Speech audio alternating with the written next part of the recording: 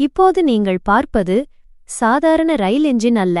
உலக புகழ்பெற்ற நீலகிரி மலை ரயில் பாதையில் பல தசாப்தங்களாக கம்பீரமாக வலம் வந்த ஒரு வரலாற்றுச் சிறப்புமிக்க பாரம்பரிய நீராவி என்ஜின், ஸ்டீம் லோகோமோட்டிவ். 37389 என்ற எண் கொண்ட இந்த எக்ஸ் கிளாஸ் என்ஜின் சுவிட்சர்லாந்து நாட்டின் புகழ்பெற்ற நிறுவனத்தால் தயாரிக்கப்பட்டது. மேட்டுப்பாளையம் முதல் ஊட்டி வரையிலான செங்குத்தான மலைப்பாதையில் ரயில் சற்றும் நழுவாமல் ஏறுவதற்காக இதில் ரேக் மற்றும் பினியன் என்ற பற்கள் போன்ற அரிய தொழில்நுட்ப அமைப்பு பயன்படுத்தப்பட்டுள்ளது.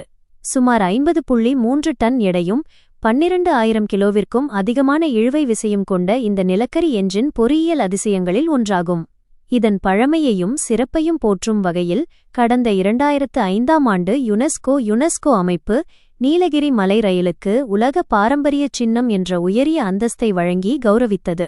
பல ஆண்டுகள் மலைப்பாதையில் வெற்றிகரமாக ஓடி தற்போது சேவையிலிருந்து ஓய்வு பெற்றுள்ள இந்த கம்பீர நாயகன் இப்போது நம்ம கோயம்புத்தூர் ரயில் நிலையத்தின் முகப்பில் கோவை மாநகரின் பெருமையை பறைசாற்றும் ஒரு வரலாற்று நினைவு சின்னமாக கம்பீரமாக நின்று கொண்டிருக்கிறார்.